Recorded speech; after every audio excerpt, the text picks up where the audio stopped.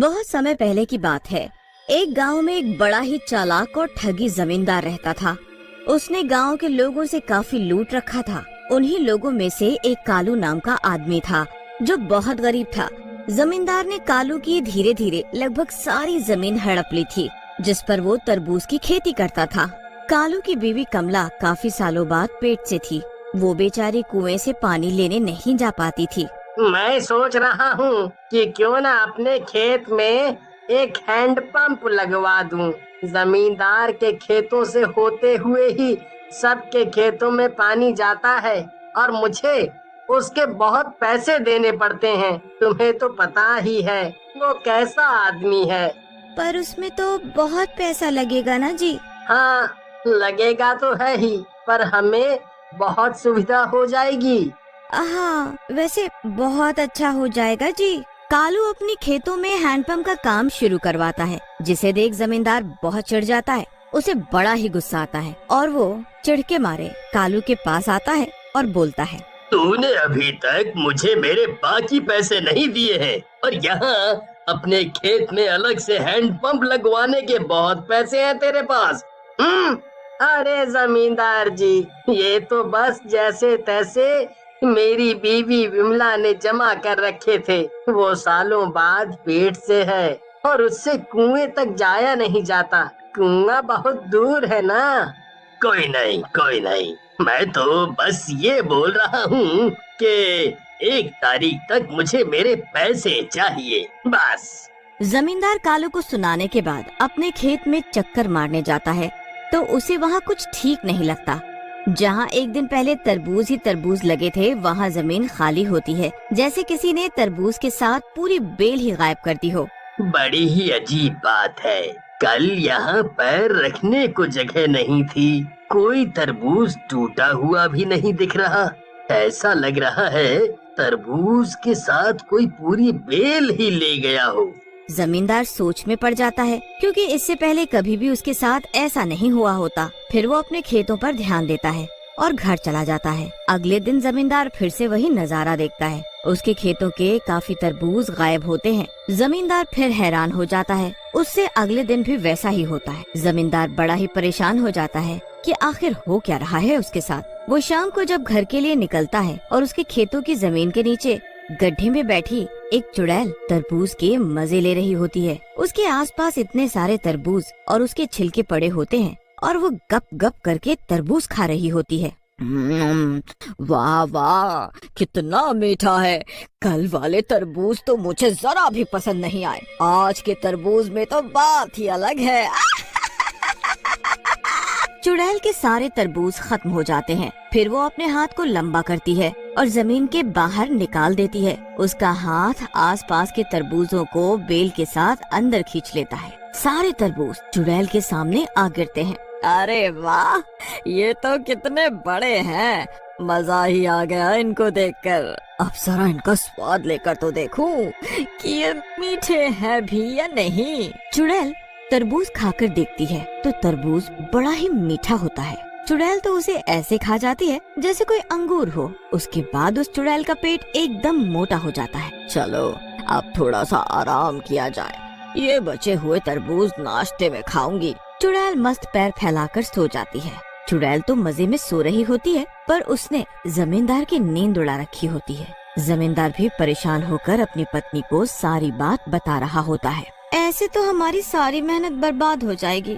हम इस साल क्या बचाएंगे और क्या ही पैसे आएंगे। आपको तो पता है कि मेरा पथरी का ऑपरेशन भी करवाना है। हाँ लता, मुझे पता है, पर मैं भी क्या करूं? ये सब कैसे हो रहा है, मैं खुद हैरान हूँ। आप पता करवाओ ना जी, आखिर ये तरबूज कहाँ गायब हो रहे हैं। अगले दिन जमींदार खेतों में जाता है और उसे फिर से तरबूज गायब ही मिलते हैं। वो पूरे खेत में चेक करने लगता है कि शायद उसे कुछ पता चल जाए, पर उसे कुछ पता नहीं चल पाता। खेतों की दिन पर दिन हालत देखकर जमींदार की खुद की हालत खराब हो जाती है। फिर वापस उसकी नजर कालू के खेत पर पड़ती है, जहाँ पर हैंडपंप का काम खत्म हो चुका होता है। जमींदार गुस्से में कालू के पास जाता है और उससे अपने पैसे मांगने लगता है। आज तो तेरा हैंडपंप तैयार हो गया। चल भाई, मेरे पैसे निकाल। मुझे बस कुछ दिन की मोहलत और दे दो जमींदार जी।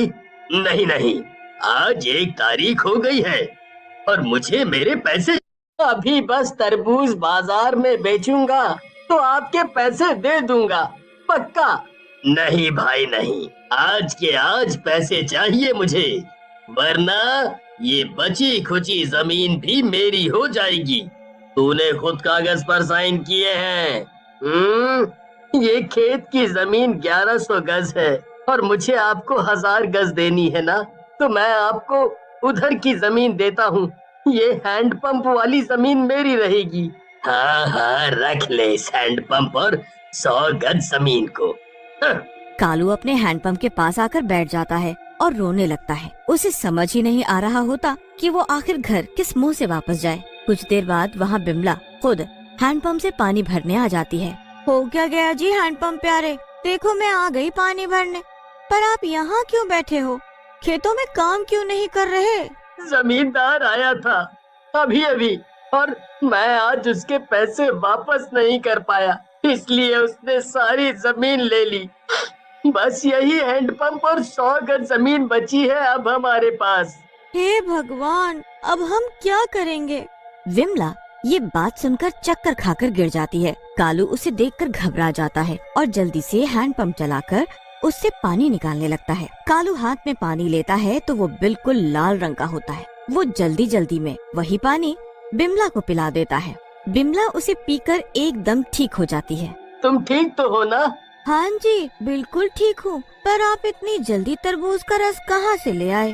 कालू फिर से हैंडपंप चलाता है और पीकर चेक करता है तो वो एकदम मीठा ठंडा तरबूज का रस ही होता है। अरे वाह, ये तो सच में तरबूज रस ही है। ये कमाल कैसे हो गया? हैंडपंप से तरबूज रस निकल रहा है। क्या सच में?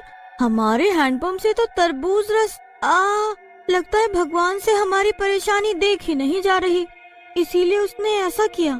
कालू और बिमला खुशी से झूम उठते हैं। अब मैं यहाँ कल ही एक बोर्ड लगवाता हूँ जिस पर लिख दूंगा 1 रुपए में 1 गिलास तरबूज रस। बस फिर कालू ऐसा ही करता है और अगले दिन एक बोर्ड हैंडपंप के पास लगवा देता है। जब गांव वालों को पता चलता है कि कालू के हैंडपंप से तरबूज का रस निकल रहा है तो सब वहाँ तरबूज का रस पीने आते हैं। हरिया जब 1 गिलास तरबूज रस पीता है तो उसका मन ही नहीं भरता। वो 2-3 गिलास ऐसे ही पी जाता है। वो क्या, वहाँ आए सभी लोग 2-4 गिलास तरबूज रस पीकर जा रहे होते हैं। धीरे धीरे पूरे दिन में कालू की अच्छी खासी कमाई हो जाती है। अब कालू और बिमला दोनों वहीं बैठकर पैसे गिनने लगते हैं। अजी, ये तो काफी अच्छी कमाई हो गई। नीचे जमीन में बैठी चुड़ैल सब सुन रही होती है। सब कुछ मैंने किया और जरा देखो तो ये लोग भगवान का शुक्रिया कर रहे हैं। हद हो गई, काम कोई और करे और तारीफ किसी और की। भलाई का तो जमाना ही नहीं रहा। कालू और बिमला घर के लिए निकल जाते हैं। उसके बाद चुड़ैल को फिर से तरबूज की भूख लगती है। वैसे वो जमींदार के खेत के लगभग सारे तरबूज खा चुकी होती है और एक कोने में बस कुछ ही तरबूज बचे होते हैं। चुड़ैल उनको भी जमीन के नीचे बैठी बैठी अंदर को खींचने लगती है। इतने में वहाँ कालू और बिमला वापस आने लगते हैं। आप भी बहुत भुलक्कड़ हैं, खाने का डिब्बा वहीं भूल आए। बिमला और कालू खेतों में आते हैं कि उनकी नजर जमींदार के खेतों पर पड़ती है।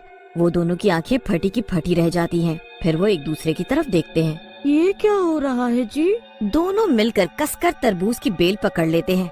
अब चुड़ैल अंदर से बेल खींचने लगती है और कालू बिमला ऊपर से। अरे ये बेल बीच में कहाँ अटक गई? लगता है बाहर निकलकर देखना ही पड़ेगा।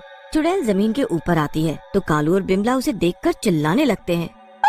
बचाओ बचाओ बचाओ! चुड़ैल, तुम यहाँ खेतों में क्या कर रही हो? मैं इस खेत के नीचे जमीन में रहती हूँ। मैंने बस तरबूज खाकर अपना पेट भरा है और ये जो तुमने आज इतने पैसे कमाए हैं ना, वो भगवान की कृपा से नहीं बल्कि मेरी मदद से कमाए हैं, समझे? जब मैं जमीन के अंदर बैठकर तरबूज खाती थी तो वहाँ पड़े बीजों से और भी तरबूज निकल आए और उन तरबूजों में एक तरबूज इतना बड़ा है कि तुम सोच भी नहीं सकते। बस फिर वो जो तुमने हैंडपंप लगवाया है ना, वो उसी के ऊपर लगवा दिया और तुम्हारे हैंडपंप से तरबूज रस निकलने लगा। ये सब मेरी वजह से हुआ है।